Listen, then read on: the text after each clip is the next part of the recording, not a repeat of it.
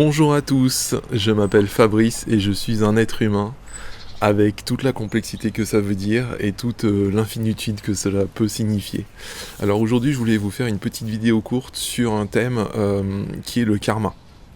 Je suis tombé sur une vidéo ce matin, si je dis pas de bêtises, où on voyait une personne, une humoriste québécoise je crois, qui se moquait des personnes qui étaient non injectées, et qui, en faisant ça, tombe sur scène et s'évanouit et perd connaissance. Et donc, dans cette vidéo, la personne expliquait bien qu'en fait, on aurait pu considérer que c'est un retour de karma parce qu'en fait, elle se moque des personnes qui n'ont pas fait comme elle, qui n'ont pas fait son choix. Et en fait, elle paye son choix en direct, c'est-à-dire qu'elle a un retour de karma instantané.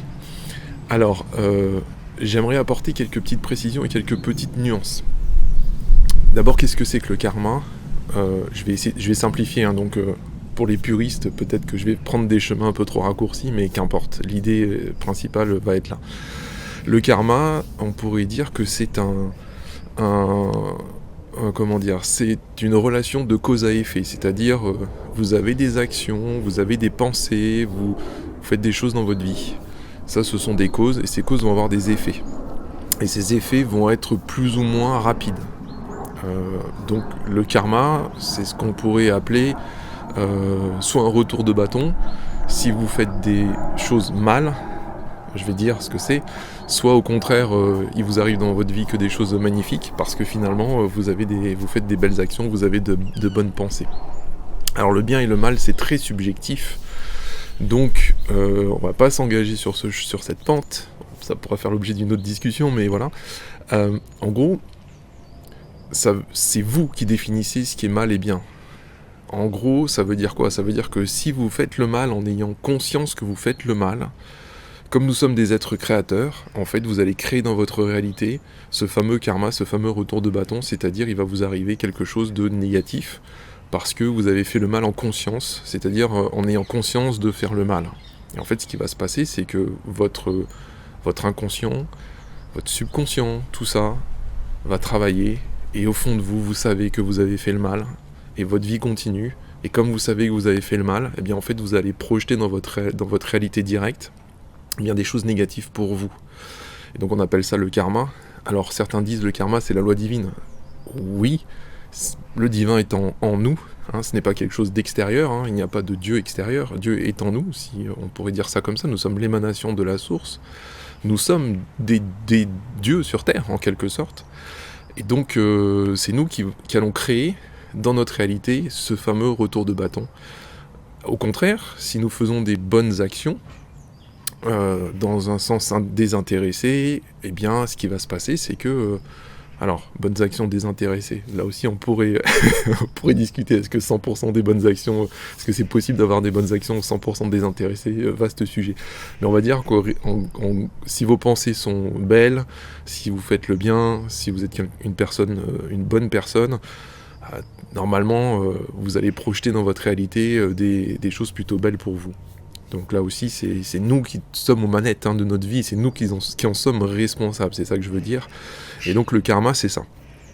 Alors, cependant, il y a une petite nuance, et c'est ça que je voudrais apporter dans cette vidéo, c'est qu'il y a des cas où il n'y a pas de retour de karma. Je vais vous expliquer. Si une personne fait des choses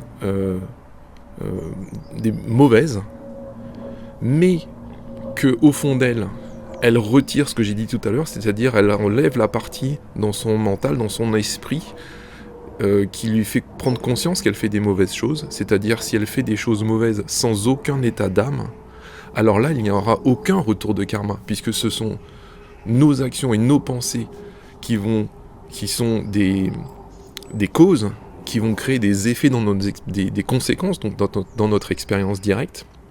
Comme c'est nous qui sommes aux manettes, eh bien en fait, si je fais le mal en toute impunité, c'est-à-dire sans avoir au fond de moi pas du tout le sentiment, la sensation de faire le mal, mais au contraire en faisant les choses en étant vraiment sans aucun état d'âme, je peux pas dire mieux que ça, eh bien à ce moment-là, il n'y aura pas de retour de karma.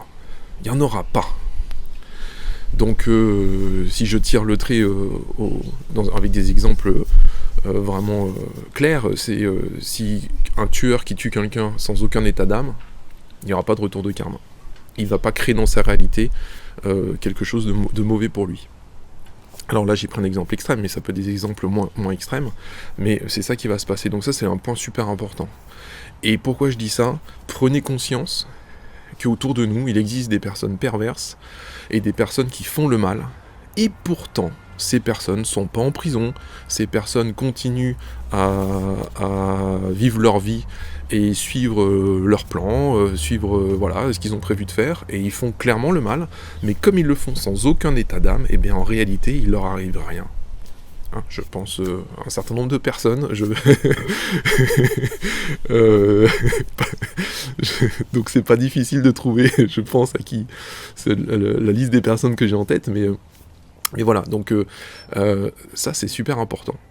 Et le deuxième cas aussi sur lequel on pourrait expliquer pourquoi il n'y a pas de retour de karma, c'est qu'il n'y en aura pas si vous avez prévenu la personne à qui vous allez faire du mal, par exemple, que vous allez lui en faire.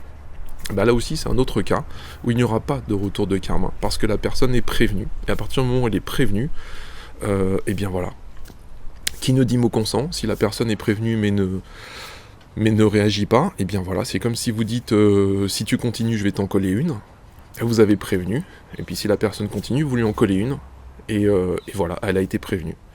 Alors que si vous prévenez pas et que vous en collez une directe, vous pourriez, vous, après vous dire « Ah mince, j'ai peut-être mal fait, j'aurais dû le prévenir, etc. » Et là, ça y est, on commence à discuter, à réfléchir avec nous-mêmes, et donc on commence à créer une réalité qui correspond à l'action et aux pensées que l'on a eues.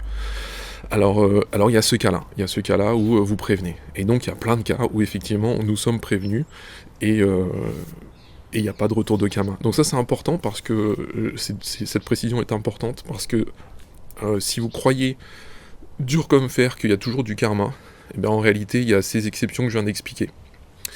Et ensuite il y a une autre chose aussi, c'est que le karma il arrive toujours, quand on n'est pas dans les exceptions que j'ai expliquées, il arrive toujours. Alors, plus ou moins vite. Moi, ce que j'ai tendance à constater, c'est que plus la personne est montée en conscience, plus le retour est rapide. Dans un sens ou dans l'autre. Hein. Karma, c'est pas négatif. Hein. Ça veut dire action en sanskrit, le karma. Hein. Donc, c'est pas négatif. On lui met une connotation négative à ce mot, mais en réalité, non. Ça peut être des bonnes choses qui nous arrivent ou des mauvaises choses. Mais comme c'est nous qui créons notre réalité, eh bien, je simplifie en disant qu'on pourrait appeler ça le karma. Voilà, donc voilà le petit sujet que je voulais vous entretenir aujourd'hui. J'espère que ça vous a plu et que ça vous a peut-être ouvert l'esprit sur ce sujet. En tout cas, je vous souhaite une bonne journée et je vous dis à bientôt.